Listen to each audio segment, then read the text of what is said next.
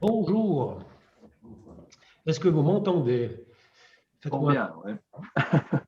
bien. Bonjour tout le monde. Bienvenue à cet atelier eau et innovation du Blue Arc Entremont.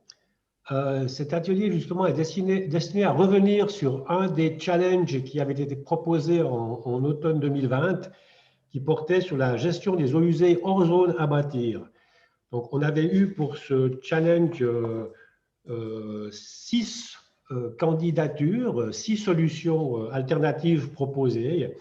Et même si ces solutions n'ont pas été retenues par le jury, donc on a trouvé qu'il était opportun d'y prêter une certaine attention et d'y revenir afin de définir un projet innovation. Ce challenge, il a été, je vais partager mon écran, voilà. Ce challenge, il a été proposé par Altis Group SA, qui est en fait le gestionnaire délégué des réseaux d'eau dans le Val-de-Bagne, et puis qui est en fait le prestataire naturel eau énergie pour les résidents et citoyens du Val-de-Bagne. Je passe au suivant. Pourquoi ça ne change pas? Toujours le même écran. J'arrête le partage et je recommence. Hop. Voilà. Je vais faire comme ça. Voilà, donc le hameau de Bonaties se trouve donc au fond du Val-de-Bagne, à proximité du barrage de Montvoisin que l'on aperçoit au fond sur la photo. Et puis, c'est un hameau qui comporte une trentaine de bâtiments, de ruraux, et un restaurant que je vous recommande en période de chasse notamment.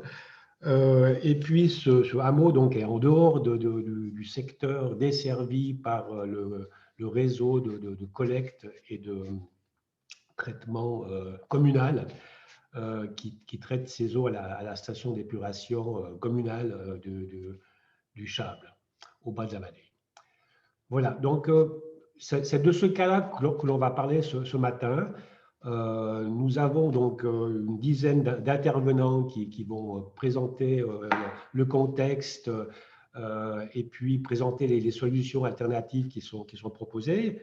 Et puis, on accueille aussi une vingtaine de participants qui sont cachés à distance et qui nous suivent et qui peuvent poser des questions avec le petit bouton Q plus R, question plus réponse, que vous trouvez au bas de votre écran.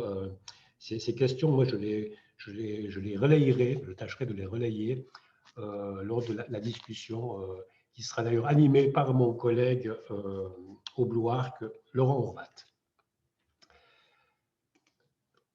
Le cas de Bonaties, donc ce qui s'est passé, c'est qu'un des propriétaires de biens-fonds de Bonaties, donc, qui se trouve là au milieu du hameau en rouge, a souhaité donc améliorer son rural, améliorer sa résidence secondaire et un projet de transformation qu'il a déposé pour autorisation auprès du canton, qui est l'autorité compétente.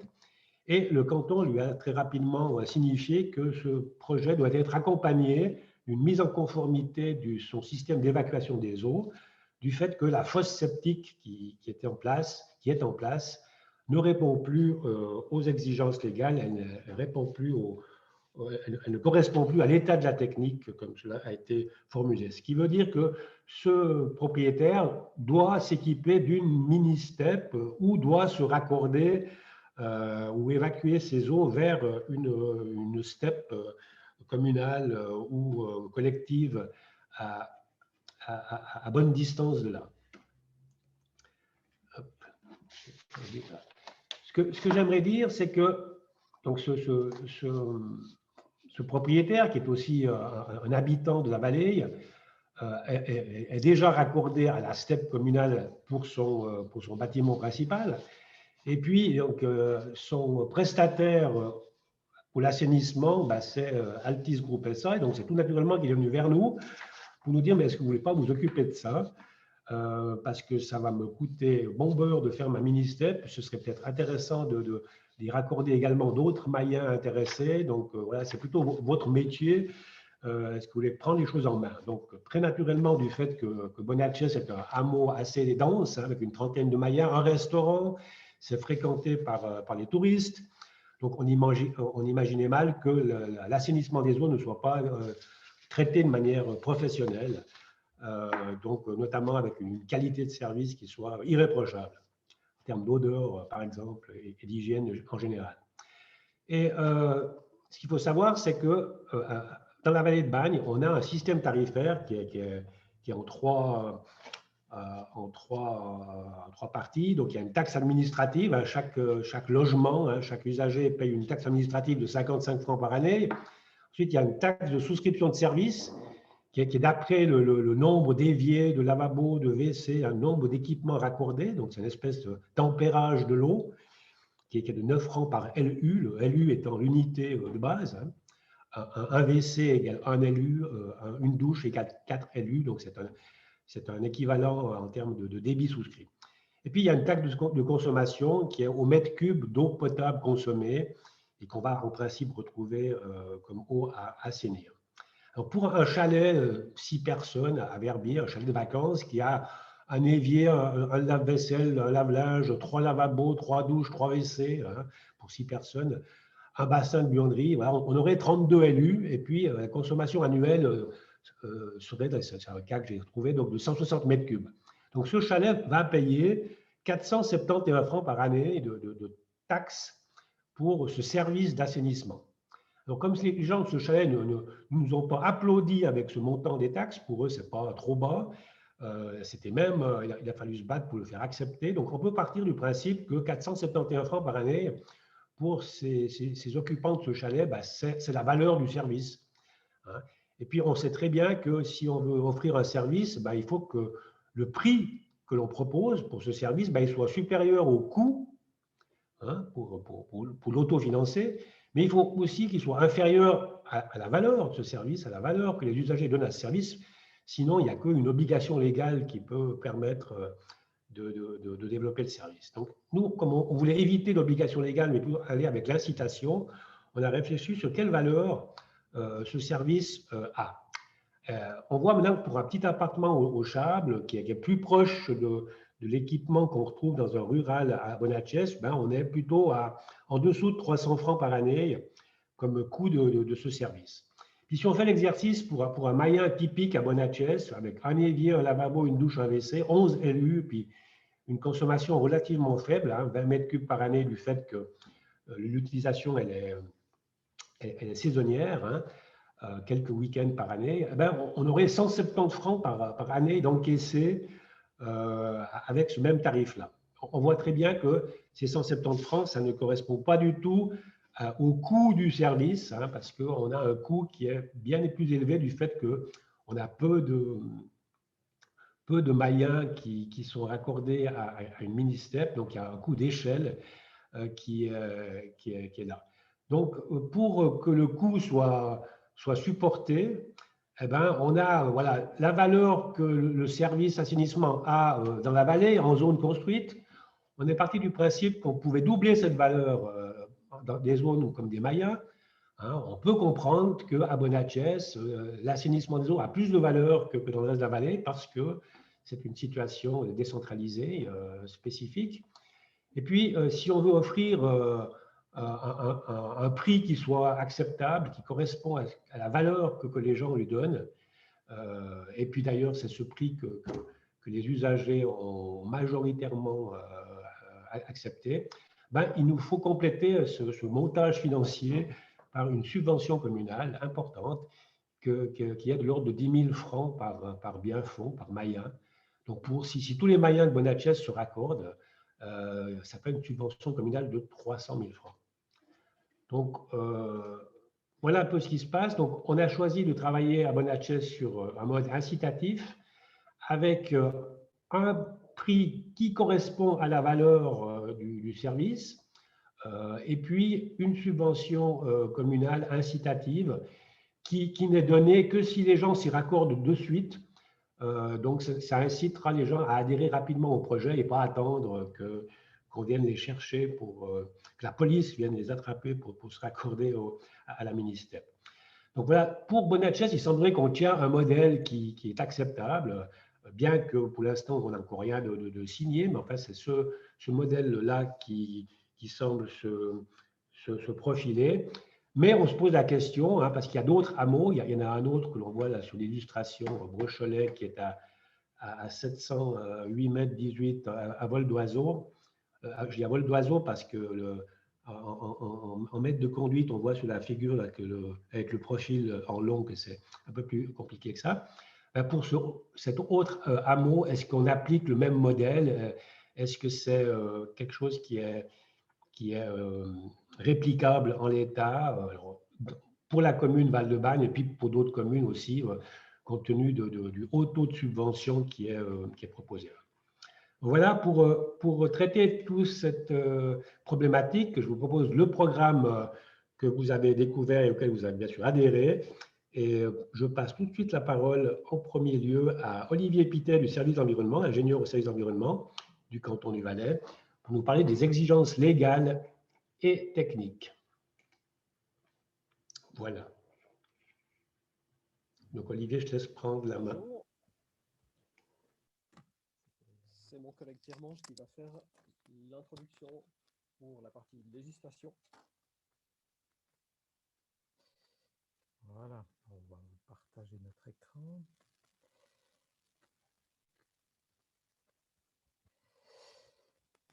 Est-ce que vous voyez quelque chose? Oui, parfait. Très bien. Donc, on se partage la présentation avec mon collègue Olivier Pittet en deux parties. Donc, une première où je profite de rebondir sur l'aspect, juste présenter les bases légales, la responsabilité de la commune, et puis rebondir sur ces questions que vous avez posées au niveau du financement, subvention, incitation, pour remettre un peu l'église au milieu du village. Et puis mon collègue Olivier Pittet, lui, va poursuivre avec des aspects plus techniques concernant l'assainissement hors zone. Alors, comment est-ce qu'on fait pour aller à la slide suivante? Ah ben voilà. Donc au niveau législatif, petit rappel, donc les eaux polluées doivent être traitées, tout le monde le sait. Les communes sont responsables du traitement des eaux polluées produites sur l'ensemble de leur territoire. Donc pas seulement dans le périmètre raccordé aux égouts publics, mais sur l'ensemble de leur territoire. Elles en sont responsables. Donc, elles doivent veiller à l'assainissement individuel des eaux polluées produites en dehors du périmètre des égouts publics. Elles doivent en tenir un cadastre. Et puis, le cas échéant, si on s'aperçoit qu'il n'y a par exemple pas d'assainissement ou l'assainissement n'est pas conforme à l'état technique, elles doivent rendre des décisions d'assainissement pour rendre ça conforme. Et puis, c'est là qu'on se rapproche du cas de Bonachez. Donc, si et seulement si le raccordement à la canalisation publique d'eau usée n'est pas envisageable, et puis là, tout est précisé dans la loi sur les eaux, hors du périmètre des égouts publics, les eaux usées doivent être évacuées selon l'état de la technique. Donc, c'est sur cette base-là qu'on a écrit à ce monsieur qui voulait faire une modification de son maillen pour lui demander d'évacuer ces eaux selon l'état de la technique, vu qu'une fosse septique ne correspond plus à l'état de la technique. Alors, dans l'exemple de Bonachez, on trouve vraiment très intéressant la démarche de la commune. Donc, voilà, il fallait assainir ce maillen, mais ça coûte très cher pour assainir un seul maillen. Le hameau, comme vous nous l'avez montré, il est vraiment très regroupé, et en plus, il y a ce restaurant. Donc, on trouve que vous avez vraiment fait un bon choix d'établir un concept d'évacuation globale sous la forme d'une mini-step centralisée. Je ne sais pas combien DH elle aura, pour l'ensemble du hameau.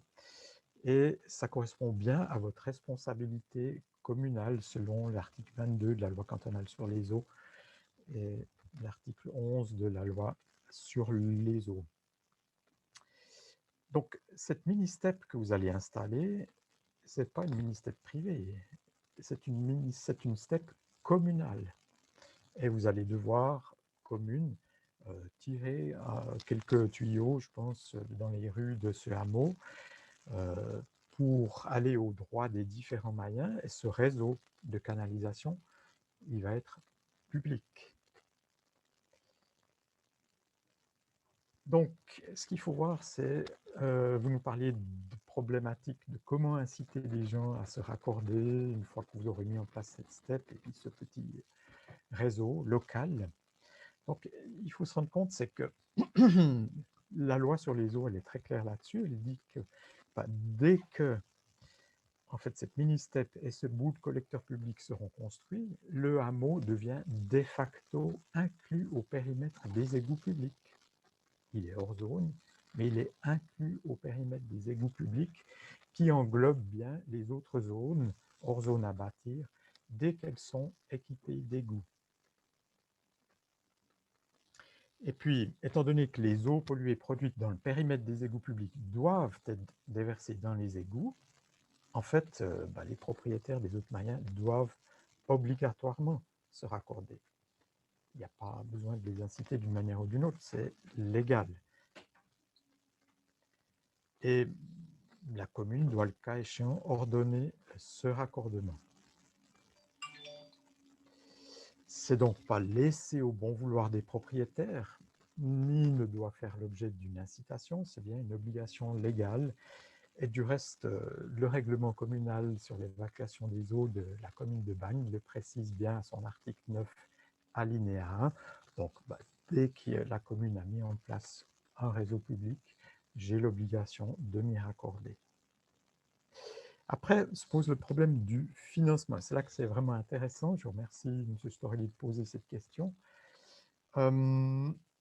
Donc, c'est bien clair que pour chaque mayen, les frais de pose de la conduite privée entre mon mayen et puis la canalisation publique, ainsi que les frais de mise hors service de ma fosse septique, qui est obligatoire aussi, ça, c'est à charge de chaque propriétaire.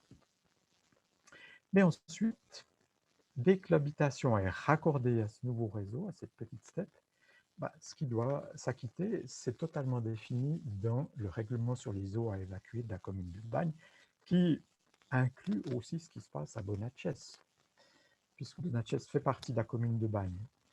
Donc, la personne qui se raccorde doit s'acquitter de la taxe de raccordement communal, qui est définie, je ne sais plus quels sont les critères chez vous, et puis ensuite, il doit s'acquitter des taxes annuelles qui doivent bien être uniformes sur l'ensemble de la commune. Donc, maintenant, vous nous avez bien expliqué que oui, cet assainissement décentralisé à Bonatches va coûter cher. Vous nous avez parlé de quelques centaines de milliers de francs par personne, c'est des montants importants, mais c'est à inclure dans la vision du financement global de la commune.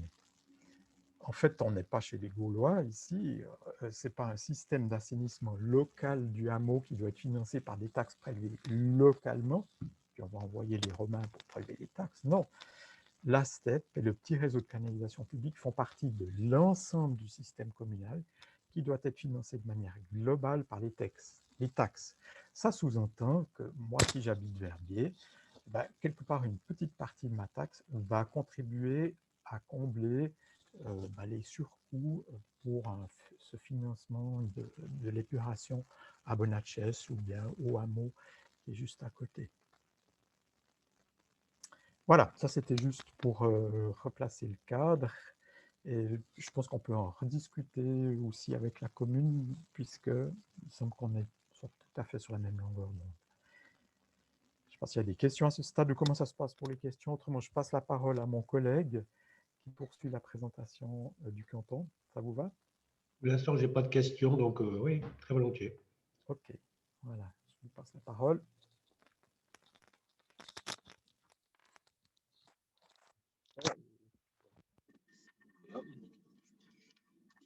Je vais élargir un peu la discussion à tout l'assainissement hors zone. Donc, je vais juste... Mais c'est mieux si tu me les écoutes, parce que je vais juste me déplacer, vous excusez.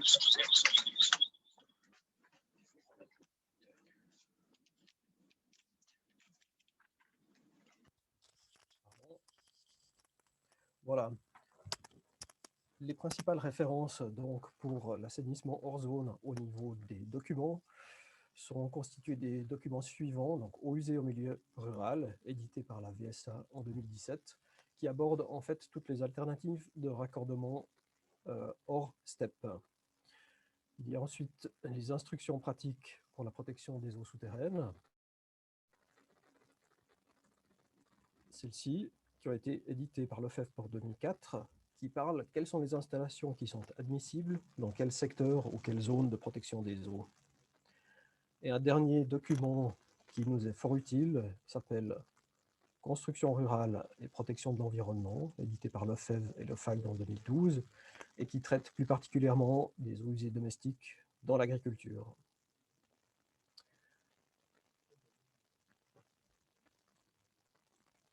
Ensuite, pardon pour le petit délai, dans quel cadre le service de l'environnement est appelé à examiner la question de l'assainissement des eaux usées hors zone? Dans la majorité des cas, c'est lors du dépôt d'une demande d'autorisation de construire pour, par exemple, la rénovation d'un bâtiment. Et nous nous appuyons, entre autres, sur l'article 11 de la loi cantonale sur la protection des eaux. Son alinéa 1 précise que la transformation ou l'agrandissement d'une installation est sujette à son assainissement et subordonnée à l'exécution simultanée de celui-ci. Concrètement, cela implique que les fosses septiques, qui ne représentent plus l'état de la technique en matière de traitement des eaux usées, doivent être assainies. Lors de l'analyse du dossier du projet, on nuance toutefois en fonction de l'importance des travaux, à savoir si on peut considérer que ces travaux sont mineurs, par exemple par la création d'un Velux, de fenêtres supplémentaires, la pose d'une cheminée, la construction d'un balcon, un bûcher ou une terrasse, qui sont des surfaces non habitables, alors nous pouvons renoncer à demander un assainissement du traitement des eaux usées. Cependant, on demande toutefois qu'un contrôle de la fosse septique soit réalisé par une entreprise spécialisée. On vérifie son étanchéité, son bon fonctionnement, et si des défectuosités sont constatées, on demande que celles-ci soient réparées. Qu'est-ce qu'on considère comme traitement, comme travaux non mineurs? C'est typiquement une réfection qui est importante, une augmentation de la surface habitable. On peut penser par exemple à une grange annexe qui serait réaffectée en habitat, une augmentation de la fréquentation du bâtiment ou de la production d'eau usée. On peut là aussi penser à une nouvelle adduction d'eau potable d'un bâtiment qui n'en disposait pas. Et puis, on est particulièrement attentif aussi aux projets qui sont situés en zone de protection des eaux de type S, qui sont spécialement sensibles. Dans ce cas-là, on demande qu'un assainissement du traitement des eaux usées, pour autant qu'il n'est pas conforme, soit fait. Alors, quelles sont les solutions techniques à disposition? Un petit rappel que Pierre-Mange a déjà abordé tout à l'heure, c'est qu'en zone à bâtir, si la zone est équipée d'un collecteur d'eau usée, il y a une obligation de raccordement. Si c'est en zone à bâtir et que la zone n'est pas équipée par un collecteur d'eau usée, on délivre une autorisation pour un assainissement individuel qui sera temporaire et on demande que la commune planifie le raccordement de la zone.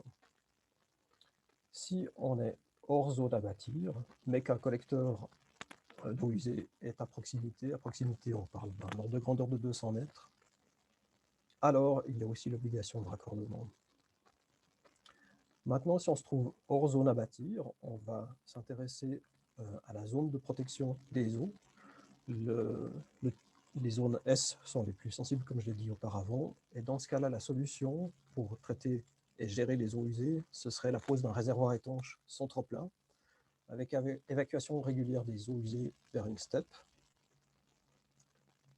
Si on se trouve dans un secteur AU de protection des eaux, donc potentiellement utilisable pour l'alimentation en eau potable, on fait la distinction entre un habitat permanent ou un habitat qui n'est pas permanent. Si cet habitat est permanent, on se dirige vers une solution de traitement biologique de style mini-step, et les eaux usées épurées peuvent être rejetées soit dans un cours d'eau, à condition que la dilution ait un facteur de 1%, ou alors une infiltration des eaux usées épurées au travers d'un sol biologiquement actif, c'est-à-dire végétalisé. Si l'habitat n'est pas permanent, on examine si l'accès est facile et si la steppe est proche. Si c'est le cas, on peut de nouveau avoir un réservoir étanche pour le stockage des eaux usées et acheminement à la steppe. Et si ce n'est pas le cas, que la steppe est trop éloignée ou l'accès n'est pas possible, on peut, dans ce cas, parler pour les eaux grises, c'est-à-dire les eaux de lavabo et de douche, par exemple. On peut les traiter au moyen d'une fosse digestive avec infiltration des eaux traitées à travers une couche de sol biologiquement actif, couplée à des WC secs. Ce n'est pas idéal, heureusement que ce cas de figure, donc sans accès, très loin de la steppe, est assez minoritaire. Dans les autres secteurs, donc hors zone de protection des eaux, on fait de nouveau cette distinction entre l'habitat permanent ou pas. Si c'est un habitat permanent, on se retourne de nouveau vers un traitement biologique qui, cette fois, est sans nitrification. En secteur AU, on demande la nitrification. Et puis, le traitement, l'évacuation des eaux traitées est le même, c'est-à-dire déversement dans un cours d'eau ou infiltration à travers un sol biologiquement actif. Je fais une petite parenthèse. Avec les fosses septiques, on a souvent des puits qui servent à évacuer après les eaux usées plus ou moins traitées. C'est typiquement le genre de choses qu'on ne veut plus tellement voir. Maintenant, on met un stade d'épuration supplémentaire par cette infiltration au travers d'un sol biologiquement actif. Et si l'habitat n'est pas permanent, on retourne sur les solutions qu'on a abordées précédemment en fonction de si l'accès est possible ou pas. Donc, réservoir étanche ou une fosse digestive uniquement pour les eaux grises et couplée à des WC secs. Par rapport aux mini-steppes, quelles sont les exigences relatives? La première des choses, c'est qu'elles doivent être intégrées au cadastre communal. On sait à l'heure actuelle que ces fosses septiques n'ont pas été intégrées au cadastre communal. On a peu d'informations sur la situation réelle par rapport à ça, donc on aimerait éviter de reproduire cette erreur. On demande un contrat d'entretien avec une entreprise spécialisée et qui comprendra au minimum une analyse des rejets par année. Et ces éléments sont à transmettre au service d'environnement. Par rapport aux valeurs de rejet à respecter, on distingue de nouveau le secteur AU de protection des eaux avec des exigences un peu plus faibles qui sont dictées par la VSA ou le secteur UB où on ne demande pas de nitrification, qui ont des valeurs un peu différentes. Voilà, j'ai fait un bref tour. C'est clair que c'est difficile d'aborder un sujet aussi complexe aussi brièvement. On est de toute façon à votre disposition pour toute demande de renseignement avec les contacts que vous voyez à l'écran. Je pense qu'on va donner la présentation à Stéphane qui la mettra à disposition de tous les participants. Très bien. Merci Olivier, merci Pierre. Je ne sais pas s'il y a une question à chaud. On a 2 minutes pour prendre une question. Personne ne lève la main, donc je pars du principe qu'on pourra toujours y revenir dans la discussion finale. Merci bien, donc on a bien saisi ces exigences légales et techniques. Dans le cas de Bonachès, donc on voulait juste éviter que le réseau soit communal et qu'il soit construit, c'est un réseau privé subventionné par la commune, mais ça on discutera avec le service plus précisément parce que c'est un sujet en soi, je crois. Et je ne voudrais pas trop qu'on s'éternalise ce matin là-dessus. On est plutôt sur le technique et puis l'aspect innovant alternatif. Donc, je vous propose maintenant de passer à la présentation du cas de Bonachès par Altis Group SA, donc le projet tel qu'il est prévu. C'est Alexandre Gillot qui est le réalisateur des ouvrages et des équipements hauts chez Altis Group SA. Il va nous le présenter. Il est aussi secondé par Pierre-André Gare, qui lui est l'exploitant. C'est lui qui va exploiter ce que Alexandre Gillot aura réalisé. Voilà, je passe la parole pour une présentation d'une vingtaine de minutes qui sera suivie par une présentation de Pierre-Alain Piguet de YAPI sur la solution épuration qui est retenue. Alexandre, c'est à toi. Voilà, est-ce que vous voyez mon écran? C'est pas, de toute façon, si je suis en scène, ça va être un peu C'est difficile. parfait. Ça passe. Non, mais Donc, bonjour à tous. Donc, moi, aujourd'hui, je vais vous parler de différentes choses. Donc, je vais d'abord vous expliquer un peu Altis, qui est Altis et quelles sont les tâches qu'Altis doit accomplir dans le domaine de l'eau sur la commune du Val-de-Bagne. Ensuite, je vous présenterai l'historique un peu du projet de Bonatches. On en a déjà beaucoup entendu parler lors des 2 premières présentations. Et je vais peut-être aussi élargir un peu la discussion. C'est là qu'on verra aussi qu'il y a peut-être une différence de compréhension entre ce qu'a dit le canton tout à l'heure et ce on est en train de mettre en place. Et puis ensuite, je vais élargir un peu le contexte à tout le Val-de-Bagne, puisqu'on a de nombreuses résidences hors zone à bâtir et puis des moyens un peu partout sur la vallée. Donc, Altis. Qui est Altis? Si ça veut bien passer. Donc, en fait, Altis assume les tâches communales, en fait, qui sont notamment les tâches communales qui sont liées à l'eau. Donc, au réseau d'eau potable, bon, y compris le réseau d'eau d'extinction qui va avec, au réseau d'irrigation et, ce qui nous intéresse aujourd'hui, au réseau d'évacuation des eaux. Et puis, donc, pour le réseau d'évacuation, on a le règlement communal sur l'assainissement qui définit un peu les tâches. Donc, on a pour tâche de contrôler les installations publiques et privées d'évacuation et de traitement des eaux. On a aussi comme tâche d'informer, de sensibiliser et de former les usagers, qui est une tâche importante, hein, notamment quand on a des demandes du type de ce qu'on a eu pour Bonatches. Et puis, on a aussi la tâche de planifier en fait, les infrastructures communales liées au réseau d'évacuation des eaux. Donc, tout ça, c'est compris donc, dans la mise à jour du PGE qui est en cours d'exécution actuellement. Donc, là où peut-être ça contredit un peu ce qu'a dit le canton tout à l'heure, dans notre règlement communal, à l'article 6, alinéa 3, il y a comme définition que le service n'est pas tenu de collecter les eaux hors zone à bâtir, mais par contre, il a cette tâche de police et puis s'assurer que les exigences légales et que la technique sont à jour. On peut donc en effet exiger que l'usager se mette aux normes, que ce soit donc dans le cadre des installations privées ou de l'exploitation des installations privées. Donc maintenant, pour venir un peu plus en détail sur le cas de Bonatches, donc ça a été déjà évoqué par Stéphane tout à l'heure. Donc Bonatches, on a 28 Mayens qui sont concernés. On a également un restaurant qui est un gros producteur d'eau usée dans le secteur. Et puis, on a également des WC publics qui sont aussi situés dans cette zone. On a également un camping qui est quand même relativement éloigné du hameau, mais qui a été en première évaluation intégré dans la démarche pour savoir si c'était valable de le raccorder au système ou pas. Donc, pour résumer un peu la situation, donc on l'a déjà évoqué tout à l'heure, mais je vous fais un petit résumé. Donc, en 2017, il y a une demande d'autorisation de construire qui a été faite dans le hameau, donc qui est situé hors zone, et puis qui a été donc refusée, liée au fait que l'évacuation des eaux était gérée par une fosse septique qui ne répond plus à l'état de la technique et donc qui n'est plus autorisée. Donc, ce propriétaire, comme l'a dit Stéphane tout à l'heure, il a contacté le service eau énergie de la commune pour pouvoir trouver une solution. C'est sûr que pour lui, c'était pertinent de venir avec le souhait de raccorder en fait tout le hameau, puisque lui était confronté à cette situation et qu'il voyait finalement que les autres propriétaires allaient dans le futur être confrontés à cette problématique.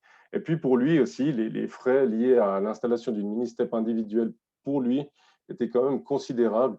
Et puis ça permettait en fait, de répartir un peu les frais en faisant une mini-step commune.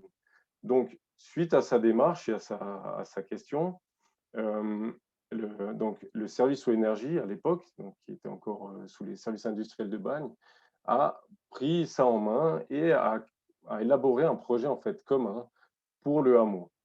Donc là, en fait, on se situe en tant que bureau d'assistance au maître d'ouvrage. Donc finalement, c'est plus nos tâches liées à notre règlement, mais c'est des tâches un peu alternatives, finalement, où on se situe en tant que, finalement, conseiller pour ça, vu qu'on a la connaissance sur le réseau d'évacuation des eaux. Donc, qu'est-ce qui était proposé? Donc, c'était de mettre en place un réseau d'évacuation dans le hameau, donc tirer toutes les conduites d'évacuation, et là, construire une mini-step qui serait commune, qui serait située au point bas du village. Et puis, lié à ça, donc comme l'a dit Stéphane tout à l'heure, il y avait la proposition d'une subvention communale pour ces raccordements. Le premier contact avec tous les propriétaires du hameau a montré qu'il y avait finalement peu d'enthousiasme de la part des propriétaires du hameau à se raccorder. Finalement, le propriétaire standard qui n'a pas l'intention de rénover son bien fond, pour lui, finalement, c'est des frais en plus parce qu'actuellement, il faut savoir que le hameau, il est essentiellement composé de fosses septiques, des fosses plus ou moins septiques. Hein. Je ne sais pas quelle est exactement la définition de fosse septique, mais il y a différentes manières de le faire. Et puis, c'est donc des ouvrages qui demandent peu d'entretien, qui ont un faible coût.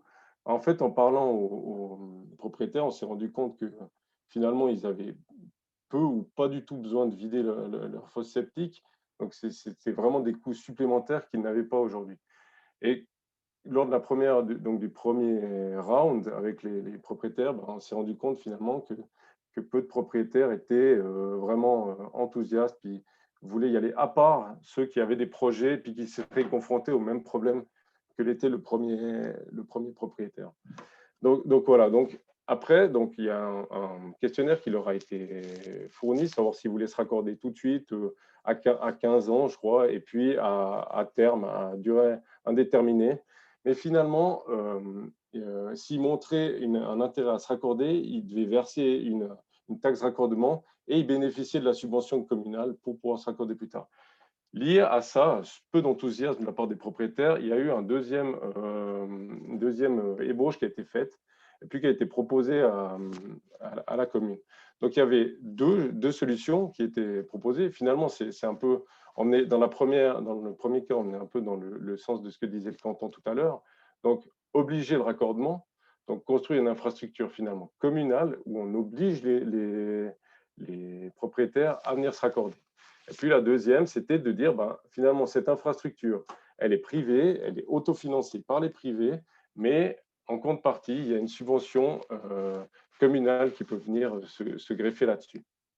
Et puis, donc, juste perdu présentation. Voilà. Donc le choix du conseil communal, finalement, c'était de dire, bon, on ne va pas obliger les propriétaires, mais on va les inciter avec une augmentation de la subvention qui ferait que le projet deviendrait économiquement viable pour eux. Du coup, c'est ce qui a été retenu. On est revenu vers les propriétaires avec cette proposition en leur formulant quelques ordres de grandeur des taxes annuelles qui seraient amenées à payer. Et puis là, vu que l'incitation communale était plus importante, on diminuait quand même de manière notable les coûts annuels pour les propriétaires. Et puis, donc là, il y a eu un beaucoup plus grand engouement. Donc, presque tout le monde s'est dit OK pour se raccorder dans les 15 ans. Et du coup, en fait, on en est là aujourd'hui. Du coup, je pense qu'il y aura des discussions à avoir avec le canton liées à leur présentation tout à l'heure pour voir comment on peut aller de l'avant. Maintenant, si j'élargis le cadre, parce que finalement, on était déjà, en proposant ce challenge au Block Challenge, on était quand même déjà bien sur le cas de Bonachès, on était déjà relativement avancé. Finalement, le cas de Bonachès, il présente d'autres, il y a d'autres cas, comme le disait tout à l'heure Stéphane, il y a d'autres cas dans la commune où on a des situations relativement similaires. Et puis, c'était l'occasion pour nous, finalement, de voir un peu ce qui se faisait, puis s'il y avait des évolutions technologiques qui permettaient d'avoir des nouvelles solutions, finalement, qui seraient compactes, qui seraient pas chères, etc. Du coup, c'est pour ça que maintenant, je vais élargir un peu le contexte au Val-de-Bagne pour vous montrer un peu qu'est-ce qu'on a comme scénario sur la commune. Et puis, comme ça, vous pourriez voir. Et puis, en ayant lu vos solutions, je pense qu'il y a vraiment un peu des cas pour un peu toutes les solutions qui ont été proposées. Donc, qu'est-ce qu'on a dans le Val-de-Bagne aujourd'hui? On a un nombre vraiment important de constructions hors zone avec des contextes qui sont très variés. Soit on a des cas du type de Bonachet, soit on a des zones très groupées, soit on a vraiment des maillons qui sont très isolés et qui sont durs à raccorder de manière globale. Et puis, on a aussi les problématiques de proximité ou de l'éloignement d'un réseau public. On a l'accès à l'eau qui peut être là ou pas, et également l'accès à l'électricité. Donc, pour vous montrer un peu des cas, donc on a des zones regroupées de type Bonachez.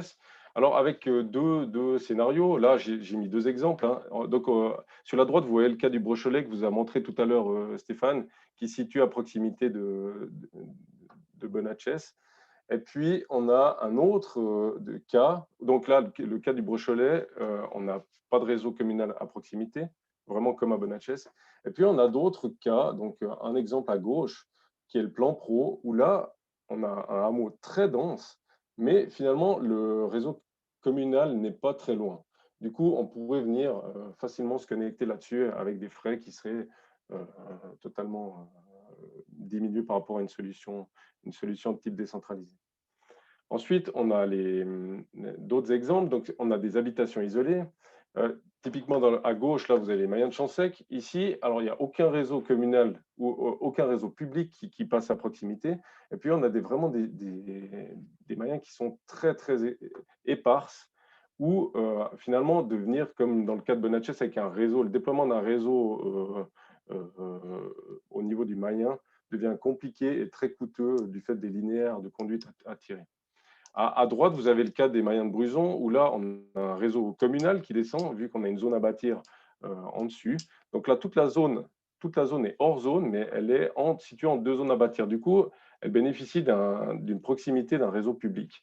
Du coup, là, on pourrait venir se brancher. Après avoir, au cas par cas aussi, les linéaires de conduite à tirer, on voit qu'on a la possibilité de venir se brancher sur un réseau communal. Et puis, on a des situations mixtes. Là, typiquement, on a les Mayens de Saraillet, où on a des petits paquets de Mayens comme ça, avec un réseau plus ou moins éloigné en fait, de ces petits regroupements de Mayens, et puis où on pourrait envisager finalement plusieurs solutions pour les aiguiller là-dessus. Donc voilà un peu la situation sur le Val-de-Bagne aujourd'hui. Et puis, finalement, ça amène à ces problématiques qui sont déjà, c'est répertorier les systèmes d'évacuation hors zone qui existent, puisqu'on n'a absolument aucune idée aujourd'hui de quels sont les types de raccordements pour ceux qui ne sont pas raccordés sur le réseau communal. Donc, bon, on se rend bien compte que ce sera essentiellement des fosses septiques qui seront répertoriées. Ensuite, il y a définir l'état de la technique. Finalement, on a le droit de faire quoi? Une fosse septique, finalement, une fosse septique, c'est une terminologie assez large. Qu'est-ce qu'on entend par fosse septique? Est-ce qu'il y a des fosses septiques qui seraient de style amélioré, où la biologie serait beaucoup plus active, puis il y aurait un meilleur traitement? Voilà, c'est vraiment de savoir qu'est-ce qu'on a le droit de faire au niveau technique. Aussi, pour aiguiller les propriétaires qui seraient confrontés à ce problème finalement de refus d'autorisation de construire lié à l'évacuation des eaux.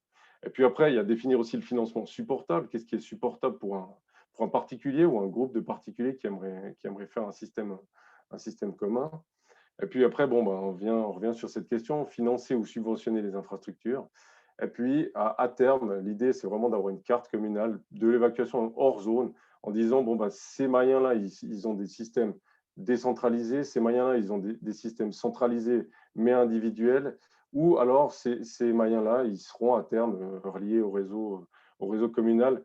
Quand j'entends réseau communal, c'est-à-dire raccordé à la STEP de Profray, la STEP qui traite les eaux de la commune de l'ancienne commune de Bagne. Et puis, tout ça, en fait, toute cette réflexion sera intégrée donc, dans la mise à jour du PGE communal. Donc, il y a un chapitre qui est lié, donc, qui s'appelle évacuation des eaux en milieu rural, dans lequel tout ça, ce sera bien référencé et puis bien répertorié. Mais pour ça, je pense que c'est important d'avoir une discussion avec le canton bilatéral entre nous et le canton pour vraiment voir. C'est vrai qu'on n'était peut-être pas sur la même longueur d'onde, on n'avait peut-être pas la bonne compréhension en fait, finalement. Et peut-être que notre règlement communal a des articles qui sont peut-être plus à jour, vu que pour nous, l'évacuation hors zone n'était pas du ressort communal. Voilà, j'en ai fini pour ma présentation. Merci Alexandre. Je crois qu'on peut prendre quelques questions. Là, on a 2-3 minutes. Moi, je vous invite soit pour les intervenants à prendre le micro si vous avez une question, puis pour ceux qui sont à distance, donc de mettre votre question sur l'application Q&R qui se trouve, questions et réponses, qui se trouve dans le menu de votre Zoom, tout en bas de l'écran. Hein. N'hésitez pas à taper votre question, je la relayerai. Moi, j'ai une question peut-être, Alexandre. Tu as parlé effectivement de secteurs de Maya à proximité du réseau communal. En fait, ce réseau communal, c'est essentiellement en fait, du réseau de transport entre un hameau et un autre. Hein. Tu peux expliquer ce qui est communal et ce qui ne l'est pas. Hein. Ouais, alors bon, pour moi, mais après, du coup, aujourd'hui, j'ai peut-être un petit peu perdu le fil, mais pour moi, le réseau communal, donc c'était vraiment le réseau qui a été déployé pour les zones à bâtir, en fait, et puis qui desservait ces zones à bâtir. Et puis le hors-zone, ben, quand il était situé à proximité, ben, voilà, le privé faisait les démarches et assumait les coûts pour venir se brancher sur ce réseau privé. Et puis, après, ben, ils payaient les taxes comme paye tout un chacun. Et puis, hors zone, dans les zones très reculées, finalement, c'était du ressort du privé, finalement, de le financer.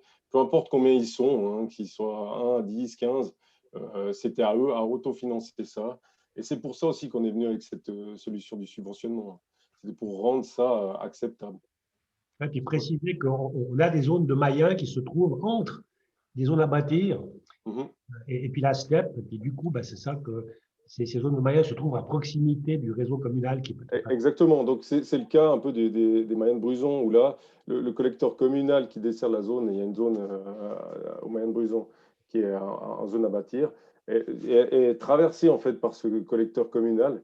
Et puis là, c'est beaucoup plus, je dirais plus simple. Après, c'est toujours vite dit, mais c'est plus, enfin, on imagine plus simplement venir se raccorder au réseau communal. Peut-être une chose que je n'ai pas dit, hein, donc, dans le cas de Bonachès, on a aussi évalué le raccordement au réseau de Fionnet, hein, qui est le premier réseau communal à proximité.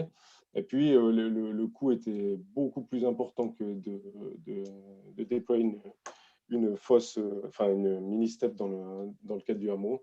Et puis, il y avait aussi la problématique, après, la problématique de l'entretien de ces fosses septiques qu'on n'aurait pas sur un collecteur, où il y aurait juste un curage à faire.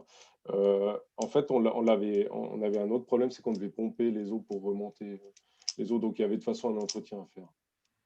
Très bien, merci. Je vais passer la parole à… J'ai une question, Laurent Horvat, pour Alexandre. Si tu avais une baguette magique et puis tu n'avais pas de contraintes technologiques, financières, etc., quelle solution tu aimerais avoir quelle solution tu aimerais avoir? Par rapport à quoi, tu dis? Par rapport au cas de Bonachès ou Par exemple, si on prend le cas de Bonachès, ouais, qu'est-ce qui, pour toi, qui pourrait être, mais nouveau, hein, de manière très, très large? Alors moi l'option qu'on a choisie, hein, pour une mini-step, c'est à mon avis aujourd'hui la solution la plus pragmatique pour cet endroit-là. Surtout qu'on a un restaurant qui amène quand même une quantité importante d'eau usée de manière régulière aussi, ce qui permet aussi d'entretenir un peu la biologie dans la mini-step. Mais après, justement, c'était le cas, un peu l'objectif du challenge, c'était de voir si finalement il y avait d'autres solutions. Et puis là, on a vu qu'il y avait d'autres solutions. Après, maintenant, ces solutions, est-ce qu'elles sont déjà acceptées? Est-ce qu'elles sont viables? Est-ce qu'elles ont été testées? À quelle échéance on peut prévoir de les utiliser? Est-ce qu'elles doivent être validées par un organe de type cantonal, fédéral ou une association liée? Voilà, c'est des questions qui sont ouvertes. Je vous propose de passer à découvrir la baguette magique de Yapi. Donc, je vais passer la parole à Yves-Alain Piguet pour sa présentation de la solution d'épuration qui est retenue pour le projet de Bonachès. Yves-Alain. Voilà, je suis là. On m'entend? Parfait. Voilà, bien le bonjour. Je vais peut-être juste faire une petite courte présentation pour ceux qui ne me connaissent pas, si je maîtrise mon voilà, C'est voilà. parfait. Mhm. Voilà, impeccable. Donc, juste pour nous présenter un peu de manière courte. Donc, moi, je dirige l'entreprise qu'on a fondée en 96, on se situe à Nyon. On a une équipe de 10 personnes formées. Est-ce qu'il faut que je fasse quelque chose? Je fais comme ça. Vous m'entendez? Non, on vous entend, c'est parfait. Ah, parfait. Ok. Pardon. Donc, dans les métiers principaux de notre équipe, c'est principalement des automaticiens, monteurs électriciens, mécaniciens, mais surtout orientés dans le domaine de l'eau. On forme aussi des apprentis automaticiens, monteurs automaticiens. Et puis, on couvre tout le secteur, on va dire le triangle Genève, Brique, Délémont, si on peut dire en gros comme ça, principalement donc la Suisse romande, quoi. Dans le domaine du traitement des eaux usées, on a dimensionné, on a fourni, on contrôle actuellement 340 petites stations d'épuration qui vont de 4 à 500 équivalents habitants. On fait aussi des conceptions spéciales pour des eaux industrielles ou des systèmes mobiles.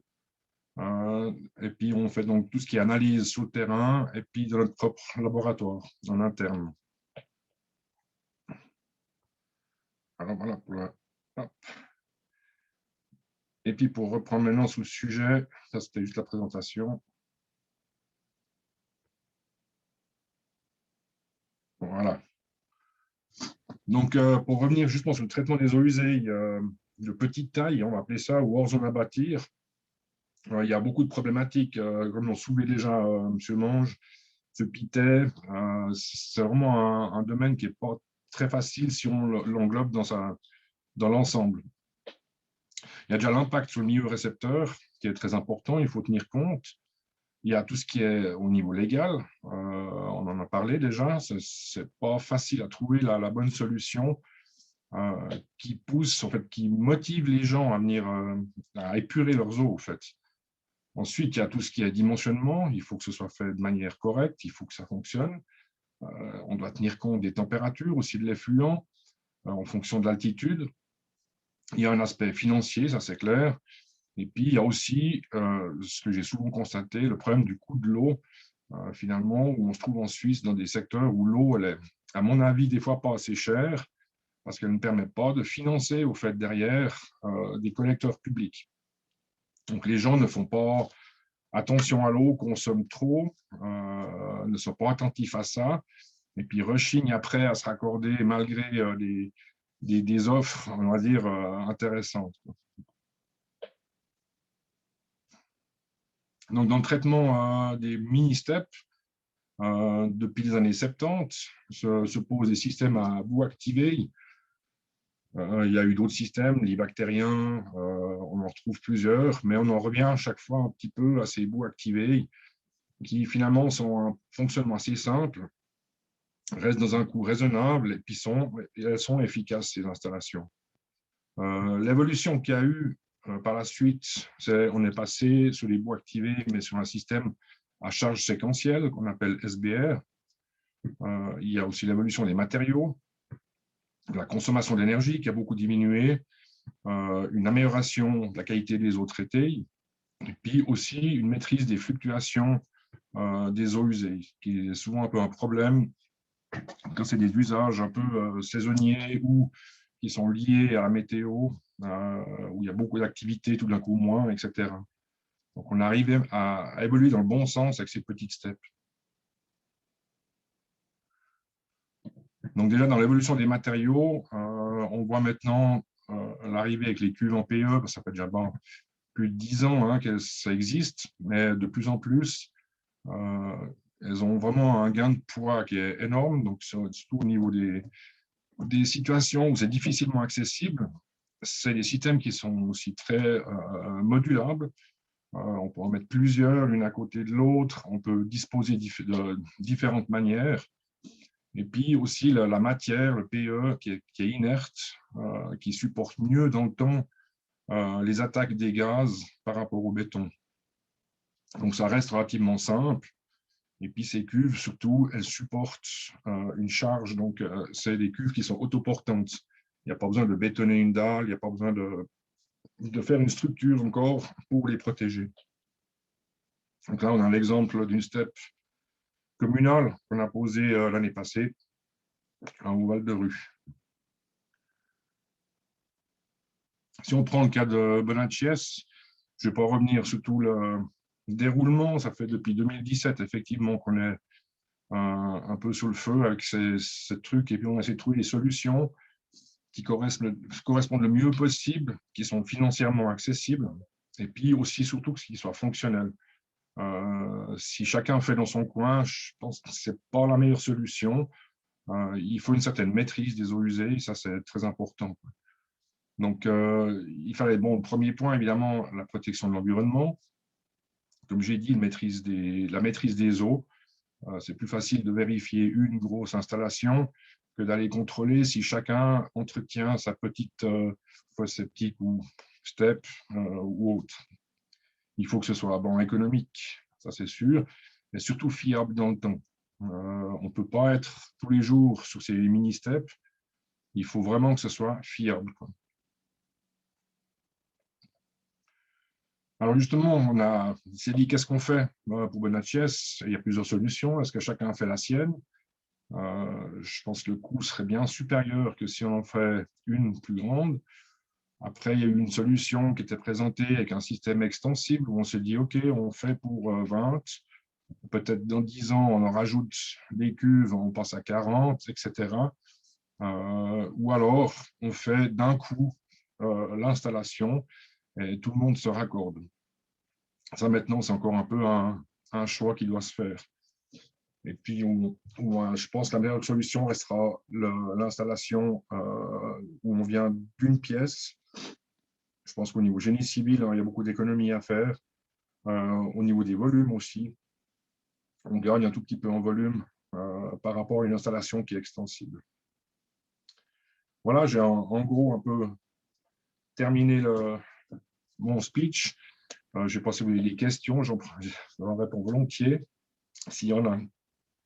Merci, Monsieur Piguet. Donc, on prend volontiers quelques questions,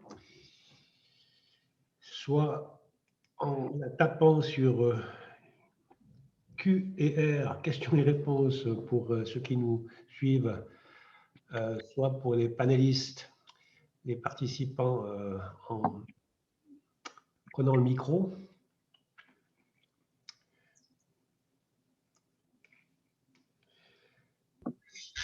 Moi, j'ai une question. Comment est géré le stockage des boues? Est-ce que vous le gardez dans les cuves en traitement primaire ou est-ce que vous avez un stockage dédié? Donc, les boues sont stockées dans la décantation primaire. On a aussi réalisé que sur ces principes SBR, il y a une assez forte minéralisation qui se fait, ce qui nous évite aussi, il n'y a pas ce volume est moins important que dans d'autres installations. Donc, les vidanges sont espacées. Sur des installations, on va dire, de maisons individuelles, on parle de 6 à 15 équivalents habitants. On a vu qu'on peut vidanger tous les 5 à 7 ans, ce qui est largement suffisant, puisqu'il diminue les coûts aussi. Donc, voilà. J'ai également une question par rapport au coût. En termes d'exploitation, qu'est-ce que ça représente? On a parlé là, de contrats d'entretien, de travaux d'exploitation. Est-ce que pour une installation qui traiterait l'ensemble du hameau, là, on a un investissement pour l'épuration, je ne parle pas de la collecte des eaux, mais pour l'épuration qui, de tête, j'ai une centaine de milliers de francs. Et puis des coûts d'entretien, des travaux d'entretien de quel ordre d'exploitation? Alors, je pense que si je détaille un tout petit peu, parce qu'il y a différentes manières de faire. Donc, il y a déjà les coûts d'exploitation qui sont liés à l'électricité, les vidanges, pièces de rechange éventuellement. Je pense qu'on peut compter à peu près 1000 francs par année pour l'ensemble, pour une installation comme ça. On parle de 70-75 équivalents habitants. Ensuite, il y a les analyses, les contrôles sur site. Ça aussi, si nous, on vient, c'est le même coût finalement que si on faisait une petite autre à côté, c'est des forfaits. Il n'y a pas de différence de prix si vous habitez au fin fond du Valais ou bien au fin fond du Jura, c'est le même. On a unifié les tarifs. Donc ça se monte à peu près à 700 francs par année. Mais il se peut maintenant, pour des installations communales, que ce soit au fait l'exploitation communale qui reprenne ces contrôles, ce qui nous va très bien aussi. Et puis là, ils peuvent diminuer les coûts effectivement de ces contrôles. Donc ça se limite un peu à ça. Donc en gros, on peut dire à peu près dans les 2000 francs par année pour une installation de cette taille. D'accord. J'ai une question là de Blaise Lovisa. Est-ce que, sur le type d'épuration, est-ce qu'il y a un dégrilleur qui est à l'entrée? Enfin, comment ça se passe très, très concrètement? Non, alors le principe, on reste vraiment dans un système simple. Il n'y a pas de dégrillage. Les eaux arrivent dans une cuve, elles sont décantées. C'est vraiment la décantation primaire.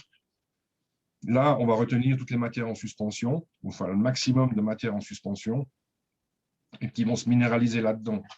Ensuite, on passe dans une cuve de traitement, qui est une cuve qui se trouve juste après, où on a la phase biologique. Là, on n'y amène que les eaux grises. Là, il y a la phase de traitement qui se fait. À la fin d'une phase de décantation, on va évacuer ces eaux traitées. Et puis, s'il y a un excédent de boue, on va les ramener dans la décantation primaire. En fait, tout est stocké dans la décantation primaire. Et c'est là qu'on viendra, à certains intervalles, vidanger pour après retraiter, c'est clair, dans une steppe communale avec un dégrillage cette fois-ci.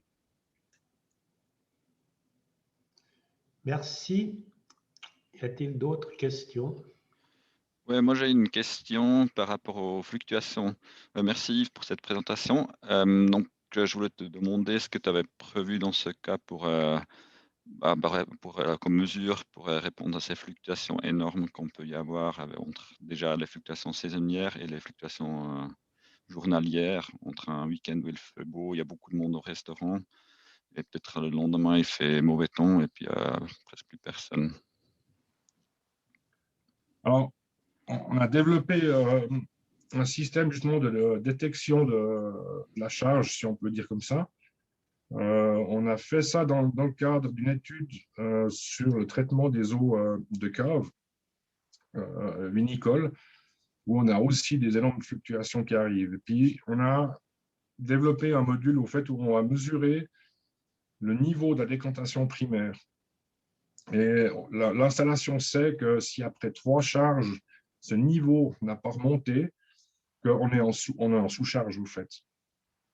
Pour permettre de ramener un petit peu de nourriture, si on peut dire ainsi, dans la phase biologique, pour maintenir la biologie, on va faire un retour des boues, donc on va ramener une partie du liquide dans la décantation primaire, ce qui nous permet de réalimenter la biologie. Et avec ceci, on arrive à tenir des semaines, des fois, une masse biologique dans la biologie.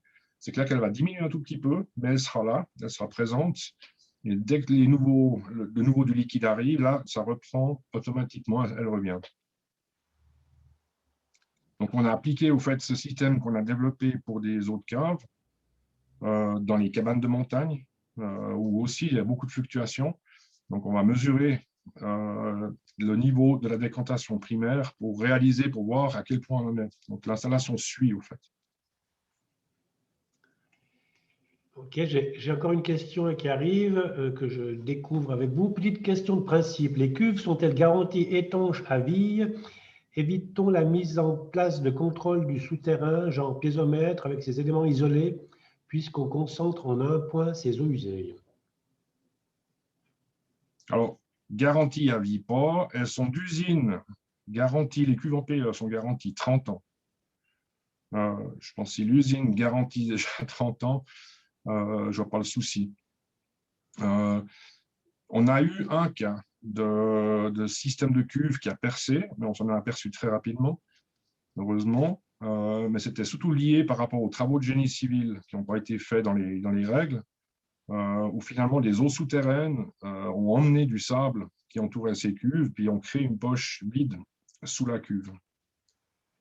Donc c'est ces cuves en PE, elles ont un gros avantage. Donc, c'est léger, facile à mettre en place, mais c'est clair qu'il y a des choses auxquelles on est très attentif. C'est la mise en place de ces cuves doit vraiment être faite dans les règles, de manière correcte, pour qu'on puisse dire, OK, là, maintenant, on est tranquille pour les 50 prochaines années. Mais d'usines, elles sont garanties 30 ans. Parfait, merci. Est-ce que quelqu'un souhaite encore poser une question? Puisque ça ne semble pas être le cas. Merci, M. Piguet. Avec plaisir.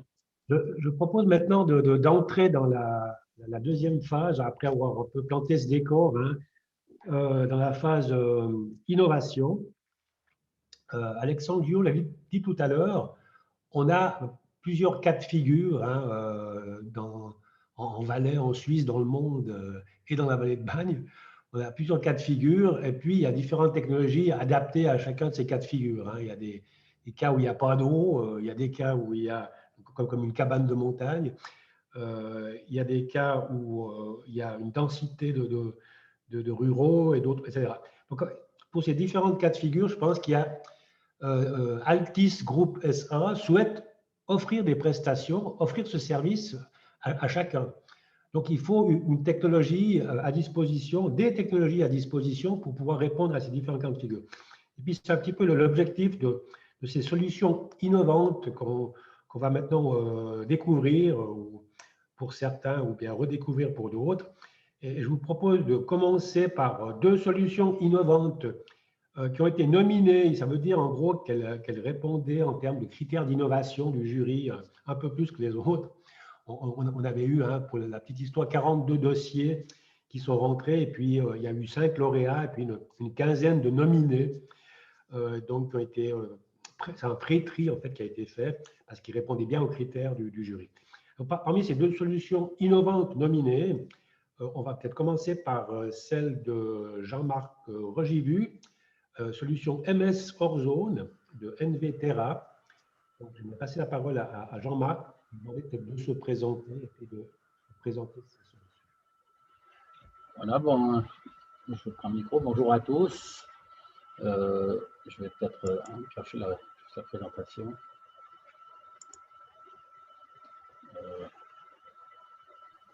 Il y a un bruit désagréable de micro qui siffle. Voilà.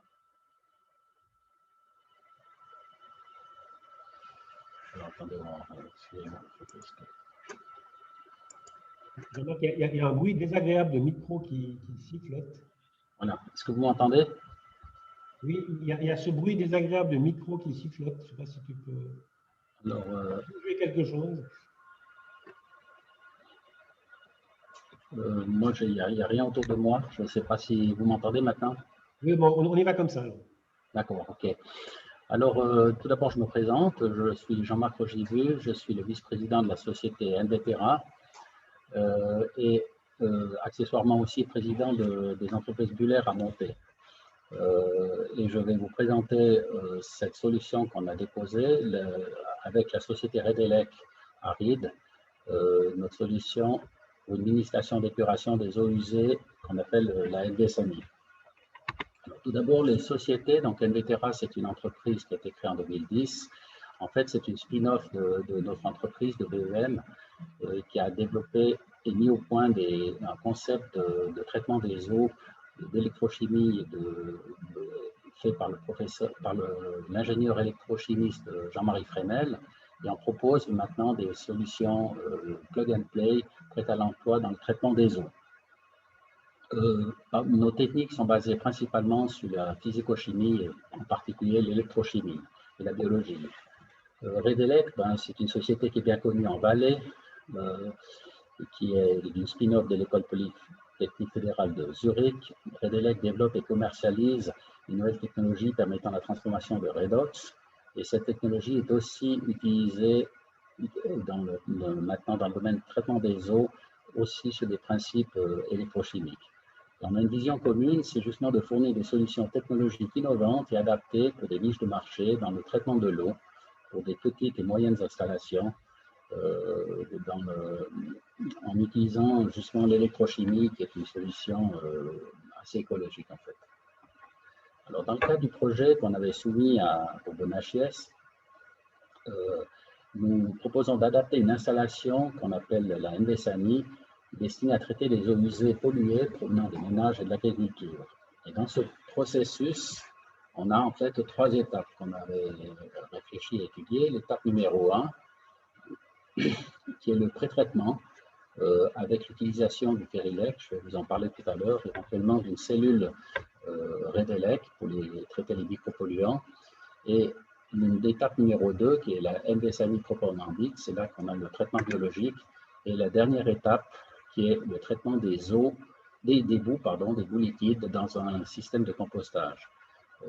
Là, on voit qu'on a des techniques qui sont complémentaires, les technologies développées chez Envetera, les technologies de Redelec et des technologies qui sont sur le marché ou qu'on doit adapter en fonction de ce traitement. C'est un traitement vraiment complet. Alors, si je passe à l'étape numéro 1, le pré-traitement, donc les eaux usées, après un dégrillage, elles arrivent dans le soulier d'abord dégraissé, puis déshuilé. Le jus de compost, le lixiviate, donc qui va nous provenir du compost dans la 3e étape, est injecté aussi à cet endroit. Puis elle est traitée par le coagulant Ferilec. Je vais vous expliquer ce coagulant tout à l'heure, qui est notre technologie et un brevet qui est déposé chez nous. Ensuite, l'eau est homogénéisée, oxygénée par brûlage d'air et le pH est contrôlé.